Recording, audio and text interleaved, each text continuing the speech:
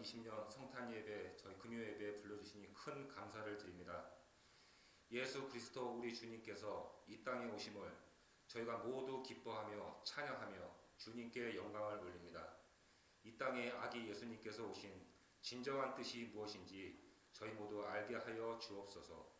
우리에게 오심으로 비로소 저희들에게 구원의 길이 열렸으며 진리와 생명을 얻게 되었으니 주님의 무한하신 사랑에 큰 감사와 찬양을 드립니다.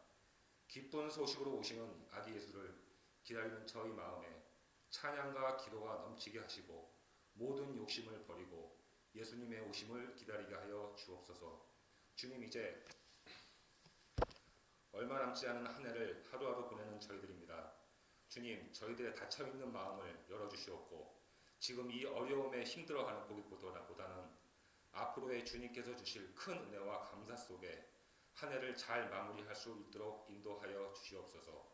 올 한 해 코로나로 인해 고작 저희가 할 수 있는 손 씻기에서 마스크 쓰기, 거리 두기, 지금의 백신에 이르기까지, 그러면서도 아직까지 세계 곳곳에서 많은 사람들이 목숨을 잃고 있습니다.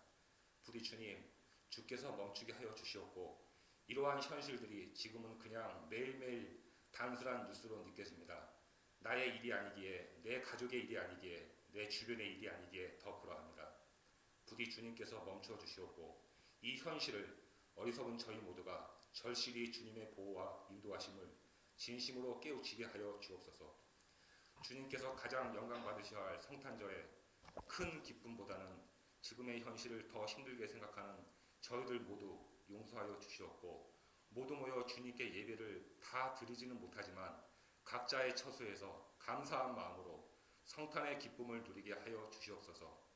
특별히 저희 빌립보 교회 한 해 무사히 보살펴 주셔서 무사히 지나가게 하심에 큰 감사를 드리고 매일 주님의 말씀을 영상으로 보내주시는 저희 백재홍 목사님 앞으로도 강건하게 지켜주셔서 다가오는 새해에도 주님의 말씀 빈틈없이 사랑과 은혜로 크게 전하시는 인도자로 지켜주시옵소서.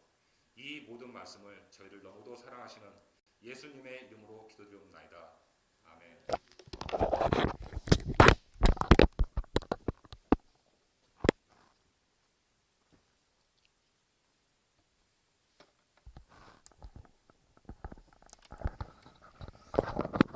저에게 주시는 하나님의 말씀은 이사야서 61장 1절에서 9절입니다.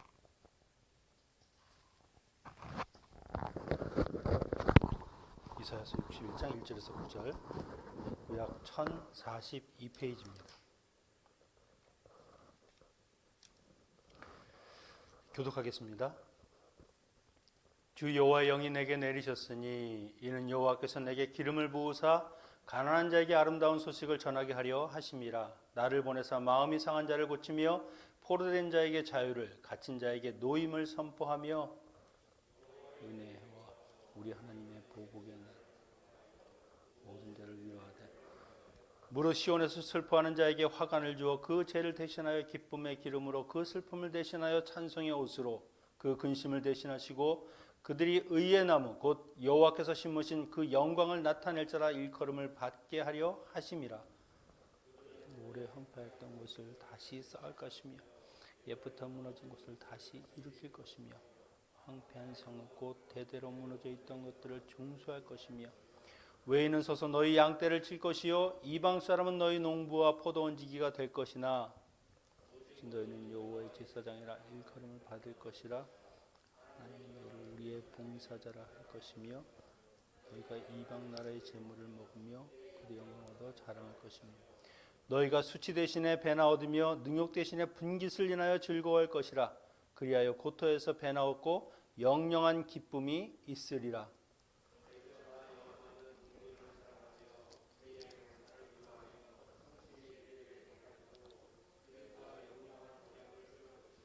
함께 읽겠습니다.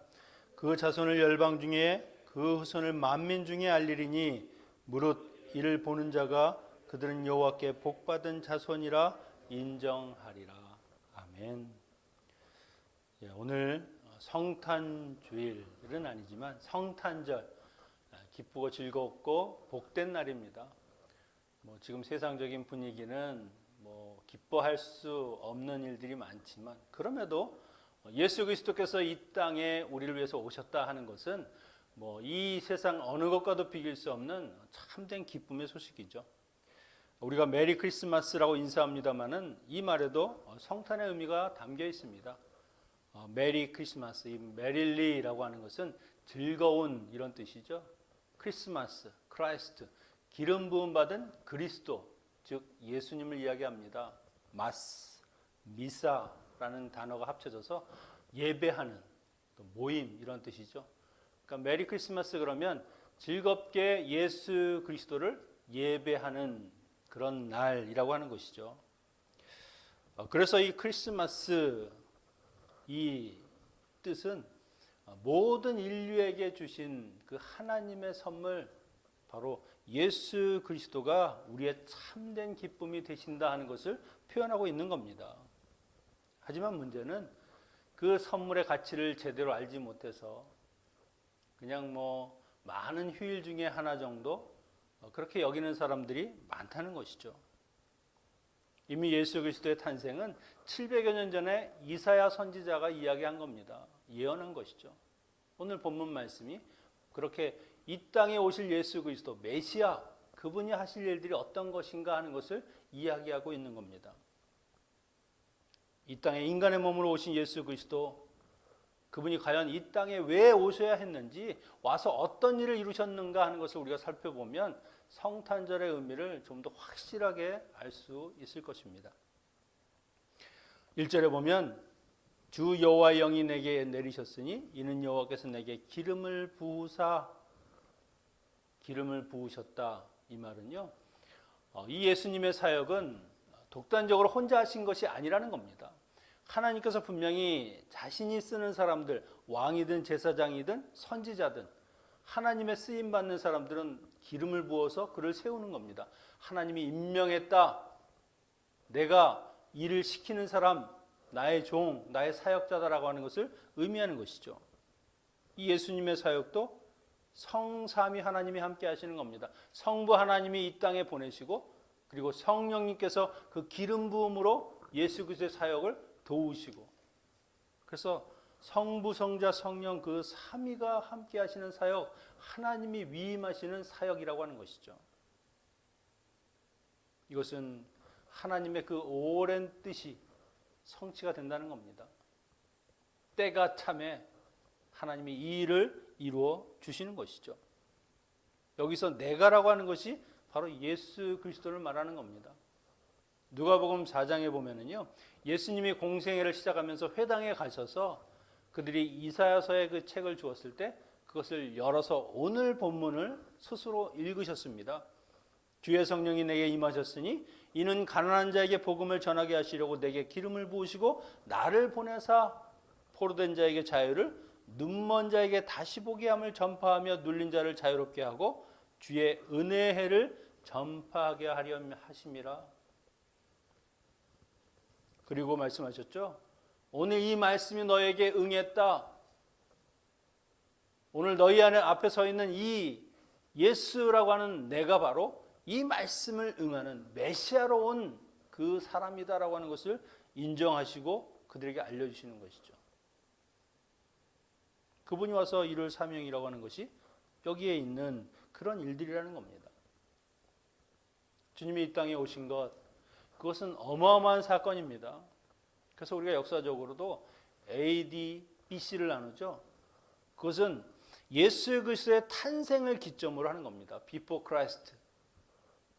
예수님의 탄생 전, AD, 아노 도미니, 주님의 해. 그래서 주님이 오신 이후를 우리가 계산해서 2021년이면 주님 오신 이후 2021년이 지났다는 겁니다. 예수님의 탄생은 역사의 경계가 될 뿐만 아니라 우리 인간의 삶에도 중요한 전환점이 되신다는 것이죠. 주님이 오시기 전 그 시간과 주님이 오신 이후의 삶은 완전히 다릅니다. 어떻게 다른가? 그 메시아가 하시는 일을 1절에서 이렇게 소개합니다. 가난한 자에게 아름다운 소식을 전하고 마음이 상한 자를 고치고 포로된 자에게 자유를, 갇힌 자를 놓아주는 일을 하신다. 여기 열거된 가난하고 마음이 상하고 포로되고 갇힌 사람들, 이것은 우리 인간이 가지고 있는 그 존재의 한계로 인해서 느끼는 정말 삶의 어려운 일들, 그것을 지금 나열하고 있습니다. 이 어려움이 왜 생겼습니까? 그 근원은 인간이 죄로 인해서, 원래 하나님이 창조하신 그 타락하기 전 에덴에서의 삶은 이런 것이 없다는 겁니다. 완전하고 흠이 없고 하나님이 완벽하게 만드신 그 세계 속에서 하나님 주시는 안식을 누리며 살았죠. 그런데 타락함으로 그 하나님 주신 안식을 잃어버리고 나니까 갇히고 마음이 상하고 가난하고 헐벗고 이런 일들이 사람들에게 일어나게 됐다는 겁니다. 여기에서 그 가난한 자, 이것은 산상수훈에 나오는 심령이 가난한 자, 또 다른 부분에서는 그냥 가난한 자라고 되어 있습니다. 인간은 늘 가난하죠. 헐벗고 굶주립니다. 무엇으로도 채울 수 없는 그런 인간적인 한계가 있습니다. 영적으로는 어떻습니까? 내 스스로 나를 구원하기 위해서 이 모든 세상의 굴레와 죄에서 나를 구원해 줄 그런 힘이 내게는 없다는 것이죠. 누군가가 나를 구원해 주실 때, 그때 나는 비로소 모든 것으로부터 부유해지는 자가 될 수 있다.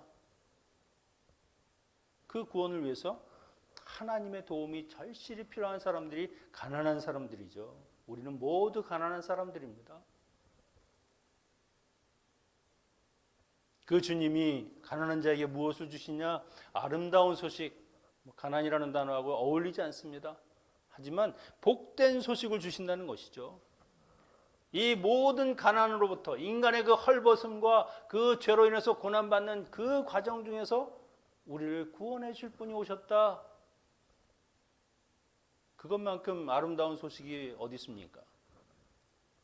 저희가 600불씩 나라에서 지급하기로 한 것이 이제 연기가 돼가지고 마음이 상하실지 모르겠습니다. 그러나 그것과는 전혀 상대가 되지 않는 예수 그리스도를 하나님이 무상으로 우리에게 보내주셨다. 이것은 어마어마한 복된 소식이라는 것이죠. 그분을 통해서 우리가 이 가난함, 그 마음과 심령을 벗어던지고 구원받은 자로서 풍요와 부요를 누리는 그런 하나님의 자녀가 되었다는 겁니다. 마음이 상한 자를 고치신다. 원어로 보면 마음이 산산조각이 나다, 깨어졌다, 이런 뜻입니다. 이들은 그 하나님의 나라를 갈망하면서 안타까운 마음으로 살아가는, 그래서 죄에서 벗어나고자 하는 그 열망이 있는 사람들의 심령을 이야기하는 겁니다. 또 한편으로는 정말 인간적인 그 아픈 상처를 가진, 그래서 마음이 깨지는 듯한 그런 아픔이 있는 사람들이죠. 우리 주변에 살아가는 모든 사람들을 보면 아픔이 없는 사람이 어디 있습니까? 겉으로 보기에만 평안해 보이고 안식이 있는 것 같지요. 그 안을 자세히 들여다보면 다들 그 앞에 그냥 가슴 웅얼해진 그 한을 하나씩은 가지고 살아간다는 겁니다.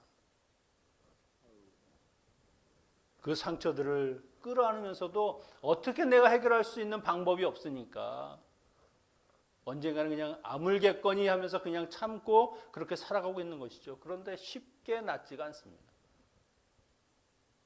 그런데 주님이 그 상처를 고쳐주신다. 싸매어 주신다.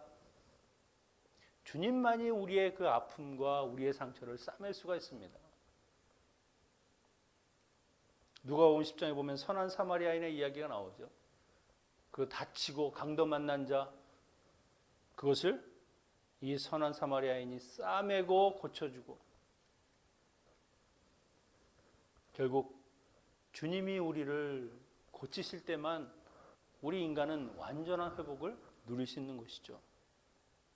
포로된 자, 갇힌 자에게 자유와 노임을 전파한다. 이 땅에 사는 모든 사람들은 무언가에 눌려 있고 억압되어 있고요, 포로가 되어 있어서 사는 겁니다. 또 우리가 죄에서 얼마나 신음하면서 그것에 눌려서 삽니까? 내 힘과 의지로 노력해 보지만 쉽게 이 죄의 유혹에서 떨쳐낼 수가 없는 것이죠.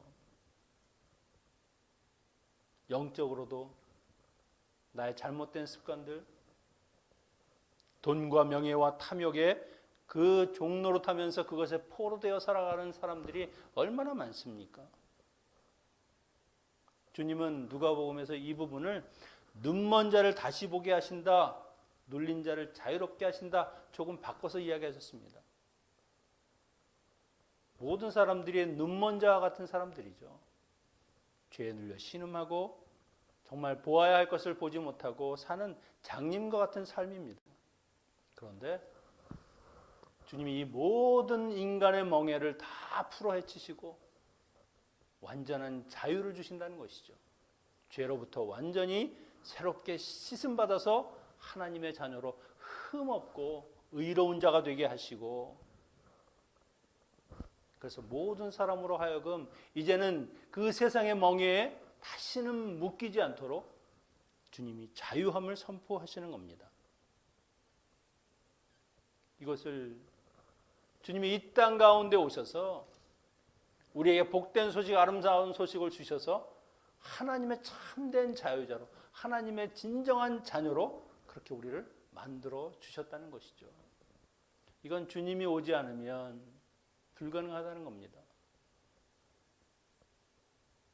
2절에서도 슬픈 자를 위로하신다. 우리가 사는 현실을 보면 얼마나 답답합니까? 하루도 걱정과 근심 없이 슬픔 없이 사는 사람들이 별로 없어 보입니다. 우리의 그 눈물을 닦아주실 분은 오직 주님뿐이시라는 것이죠. 그분이 시온에서 슬퍼하는 자에게 제 대신 화관을, 슬픔 대신 기쁨으로, 근심 대신 찬송의 옷을 입혀주신다. 완전히 인생이 역전이 되는 겁니다. 근심과 슬픔과 그렇게 살던 사람들이 이제는 기쁨과 그리고 찬송하는 삶을 살게 하신다는 것이죠. 주님이 오심으로 우리의 인생이 주님 오시기 이전, 주님 오신 이후의 삶으로 바뀌는 것이죠. 문제는 무엇입니까? 이렇게 우리의 삶 가운데 임하신 그 주님을 아직도 우리가 영접하지 못한다고 하면 주님은 오셨지만 우리의 삶은 여전히 이전과 똑같이 살아가는 것입니다. 아무런 주님이 오신 그 의미가 없는 것이죠. 여러분 한번 생각해 보십시오. 하나님께서 자기 아들이신 예수 그리스도를 기름 부으시고 이 땅 가운데 보내셨습니다. 누굴 위해서? 우리를 위해서. 우리의 그 죄로 인해서 눌려있는 모든 것을 풀어주시기 위해서 하나님이 가라, 내 백성을 구원하고 치유하고 내가 원래 만들었던 그 하나님의 형상을 닮은 그 모습을 내가 회복해라. 슬픔이 있는 자는 기쁨으로 제 대신 화관을, 그리고 찬송의 옷을 입히도록 그렇게 명령하셨습니다. 그러면 하나님이 그 보내신 예수 그리스도와 그 예수 그리스도가 우리를 위해서 헌신하시는 이 일들을 보면 누가 더 하나님께서 값지게 생각하시는 것이죠? 주님보다 우리를 더 귀하게 생각하신다는 겁니다. 내 아들은 비록 희생을 하더라도 내가 사랑하는 내 자녀들, 내 백성들은 내가 구원하고 말겠다 하시는 것이죠.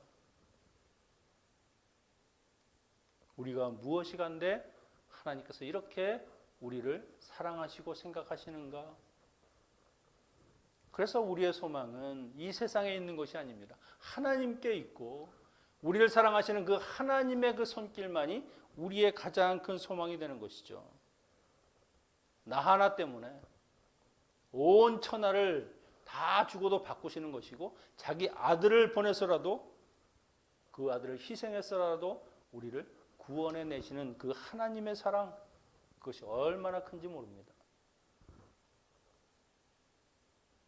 이사야서 42장 3절에 그런 말씀하셨죠. 상한 갈대도 꺾지 아니하시고 꺼져가는 그 등불도 끄지 아니하시는 하나님. 갈대는 그냥 잡초입니다. 아무 때도 쓸모가 없습니다. 그냥 누가 경작하지 않아도 그냥 자라나는 거죠. 뭐 어떨 때는 그냥 다 잘라서 태워버리는 게 훨씬 더 깨끗해 보일지도 모르겠습니다. 그런데 상한 갈대를 꺾지 아니하신다는 것이죠. 꺼져가는 등불, 뭐 쓸모없는 희망이 없는 그런 존재도 하나님이 끄지 아니하신단 말입니다. 끝까지 그 쓸모없어 보이는 것 같은, 가치 없어 보이는 것 같은 그런 생명을 인도하시고 다시 회복시키시고 고치셔서 하나님의 자녀로 살게 하신다는 것이죠. 그래서 우리가 우리들을 평가할 때 아무짝에 쓸모없는 인생, 그런 말은 절대 하시면 안 되죠. 주님이 이 땅에 오신 그 예수 그리스도의 그 사역과 그 사명이 그 말 한마디에 다 무너져 버리는 겁니다. 물론 주님의 사역이 무너지지는 않겠지만, 그래서 날아가는 존재가 얼마나 하나님의 사랑과 은혜 가운데 있는지, 하나님이 얼마나 우리를 사랑하시는지, 이 성탄절에 예수 그리스도를 우리에게 보내신 그 하나님을 생각하시면 우리는 세상 가운데서도 담대하게 살아가야 한다는 것이죠. 세상에 어떤 것에도 주눅들지 않고 위축되지 않고 어깨를 펴고 살아가야 하는 겁니다. 나라고 하는 존재가 이렇게 위대하구나, 존귀하구나, 하나님의 사랑 가운데 있구나.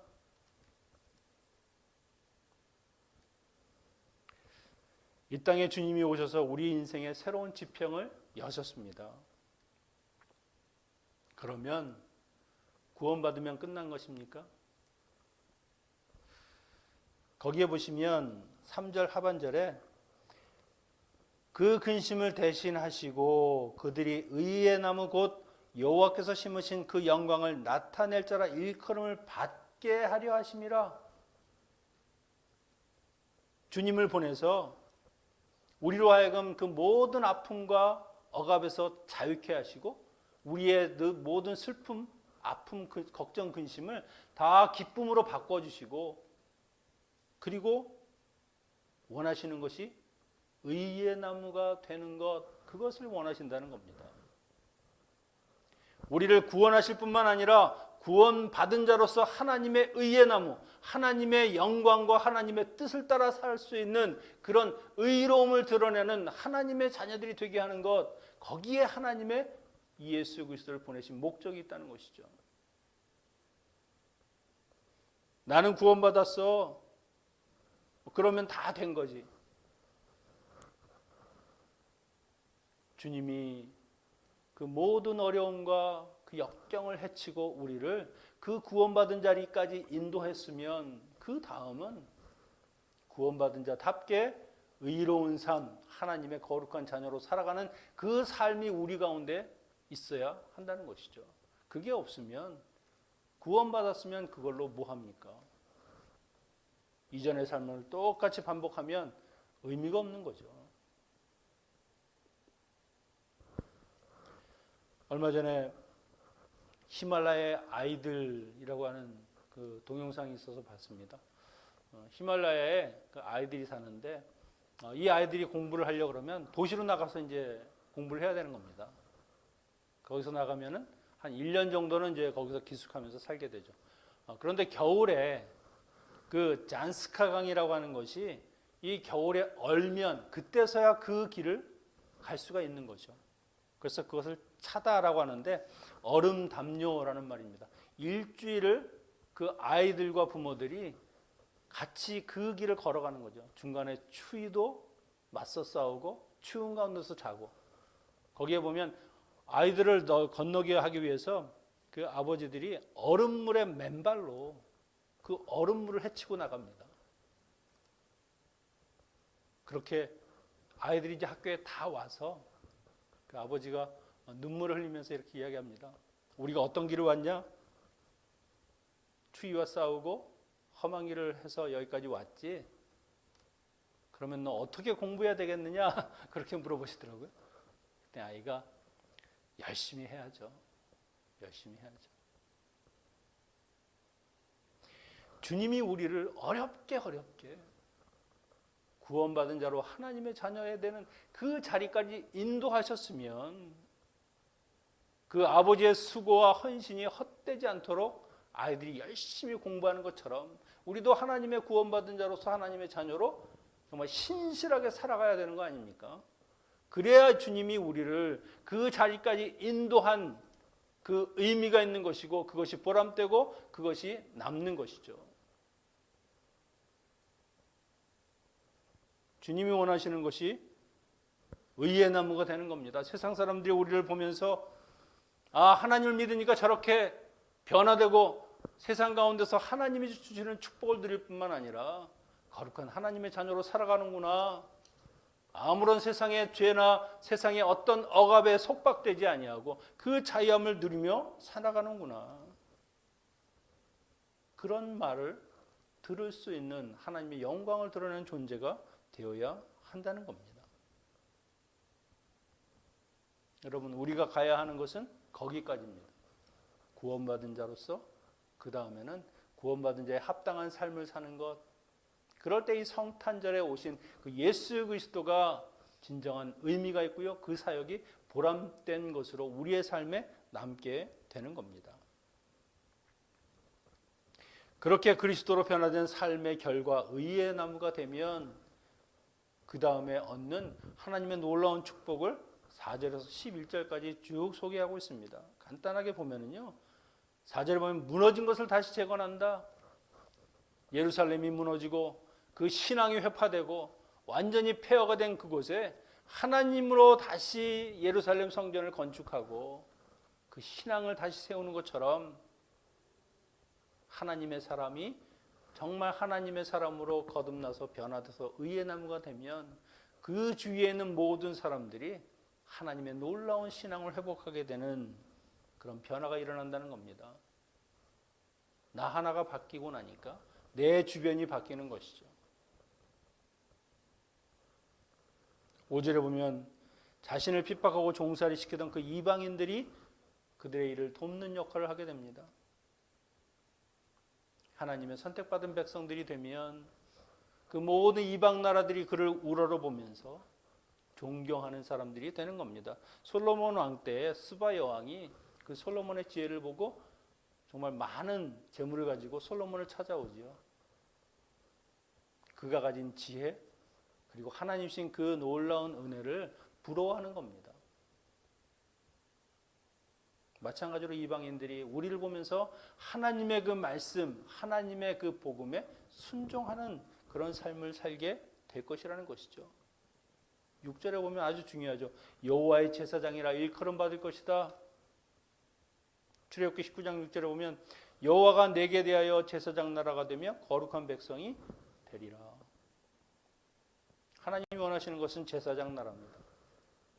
모든 사람들을 하나님께로 인도하고 하나님의 의로움을 드러내 보일 그런 제사장과 같은 삶이 되는 것.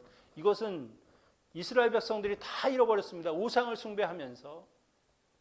그런데 예수 그리스도를 통해서 죄사함을 받고 나면 그 신분을 하나님께서 회복시켜 주신다는 것이죠. 왕 같은 제사장이 되고 그리스도를 통해서 그 모든 사람들에게 생명을 전하는 그 축복의 통로가 되는 것이죠. 그리고 이제 7절에서 9절까지 물질적인 축복을 받습니다. 특별히 신부가 된다. 구원의 옷을 입고 거룩한 하나님의 신부, 예수 그리스도의 신부가 되어 그는 영원히 주님과 동행하는 삶을 살게 된다는 것이죠. 마지막으로 11절에 보면 싹을 낸다라고 했습니다. 땅에 싹을 낸다는 것은 다른 말이 아니죠. 구원받은 성도들이 그 봄에 피어나는 새싹처럼 그렇게 새롭게 싱그럽게 살아나게 되면 결국 그들을 통해서 하나님의 의가 드러나고 그리고 모든 세상 사람들이 하나님을 찬양하는 그 놀라운 일들이 이 구원받은 백성들을 통해서 이루어지게 된다는 겁니다. 하나님의 자녀, 하나님의 백성이 되고 그렇게 의의 나무가 됐더니 하나님이 주시는 놀라운 영적인 그 기업, 축복, 세상적인 지위 이것을 다 얻게 된다는 것이죠. 여러분, 우리는 주님을 통해서 세상 가운데서 구원받는 하나님의 백성이 놀랍고 복된 그 복음의 소식을 들었습니다. 그것을 영접했고요. 그리고 하나님의 자녀가 되었습니다. 그러면 이제는 우리가 이전의 삶이 아니라 주님 오신 이후의 삶, 예수 그리스도가 내 삶 가운데 임재하신 그 이후의 삶이 중요하다는 겁니다. 하나님의 놀라운 의를 드러내는 그런 하나님의 자녀들이 될 때 우리를 통해서 세상이 바뀌고요. 우리를 통해서 예수 그리스도의 그 성탄이 온 세상 모든 백성들에게 찬양으로 퍼져 나간다는 것이죠. 주오심의 사건, 2000년 전에 한 번 일어났던 그냥 이례적인 사건이 절대 아닙니다. 그냥 예수 그리스도가 탄생하셨다, 그냥 축하하고 기뻐하고 그것으로 끝나는 그 일이 아니라는 것이죠. 우리 안에 새롭게 임하시는 그 주님, 이제부터 우리의 삶에 임마누엘 하시는 그 주님과 함께 살아가는 그 놀라운 삶이 우리 안에 펼쳐질 것이고요. 그리고 하나님의 자녀로서의 모든 세상적인 억압에서 풀려나 완전한 회복을 하게 되는 것입니다. 누구도 우리의 진정한 위로자가 될 수 없고 치료자가 될 수 없고 구원자가 될 수 없죠. 오직 하나님이 기름 부어 보내신 예수 그리스도 메시아이신 그분만이 우리로 하여금 온전한 하나님의 자녀, 거룩한 하나님의 의의 나무가 되게 하실 것입니다. 이 성탄절을 맞아서 여러분 다른 것보다 세상은 어렵고 힘들고 정말 우울하게 느낄지 모르지만 그러나 우리의 인생은 이미 바뀌었어요. 세상의 어떤 코로나 바이러스나 이 어떤 것으로 우리의 바뀐 그 삶이 다시 바뀌지 않습니다. 주님은 우리의 삶 가운데 오셨고 우리는 영접하고 예수 그리스도의 자녀가 되었습니다. 하나님의 자녀가 되었습니다. 그러면 담대하게 살아가십시오. 세상에 그 어떤 것도 주눅들지 않도록 우리를 자유케 하셨는데 또 걱정과 근심과 눌림 가운데 있다고 하면 주님이 또 성탄하셔야 되는 겁니까? 아니죠. 이 성탄절을 맞아서 나에게 임마누엘 하시는 그 주님과 동행하고 주님 주시는 놀라운 축복을 누리는 우리 모두가 되시기를 축원합니다. 기도하겠습니다. 우리의 위로자가 되시고 치료자가 되시는 주님, 우리의 삶 가운데 오셔서 우리를 회복하시고 주님이 사랑하시는 의로운 나무, 하나님을 온전히 섬기고 영광을 드러내는 복된 인생으로 살게 하심을 감사를 드립니다. 주님, 우리의 삶을 통해서 세상 사람들이 하나님을 다시금 바라볼 수 있도록 거룩한 하나님의 제사장 되게 하시고 우리를 통해서 내가 속한 가정과 교회와 또한 우리의 직장이 변화될 수 있는 하나님의 거룩한 자녀들 되게 하여 주시옵소서. 우리 가운데 임마누엘 하시고 우리의 삶을 회복시키시는 우리 주 예수 그리스도의 이름으로 기도합나이다. 아멘. 축도하겠습니다. 이제는 우리를 위해 자기의 아들을 이 땅에 보내신 하늘아버지의 무한하신 사랑과 우리를 위해 이 땅에 내려오신 예수 그리스도의 크신 은혜와 또한 우리를 하나님의 의의 나무, 하나님을 우리로 하여금 온전히 섬기도록 인도하시는 성령님의 교통하심이 이제 예수 그리스도를 기쁨으로 맞이하며 거룩한 하나님의 자녀로 살고자 결단하는 모든 성도님들과 사랑하는 EM과 어린 자녀들 위해 이제로부터 영원히 함께 있을지어다. 아멘.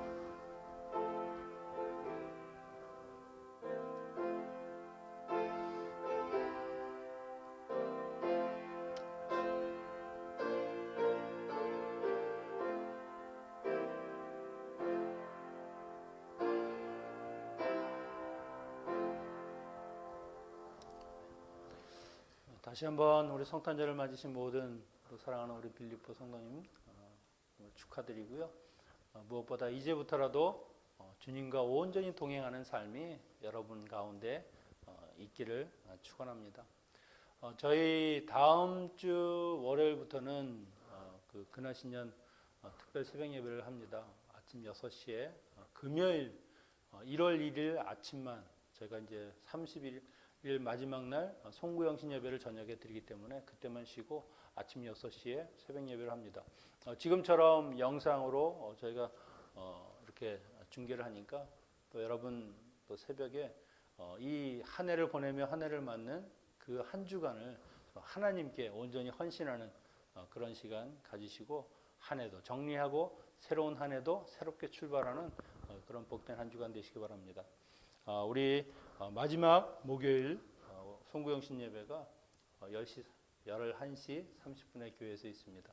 이때에도 저희가 생중계로 또 연결할 테니까 여러분 예배는 빠지지 마시고 집에서 드리던 또 우리가 교회에서 드리던 늘 함께 하시면 감사하겠습니다. 각자 기도하시겠습니다.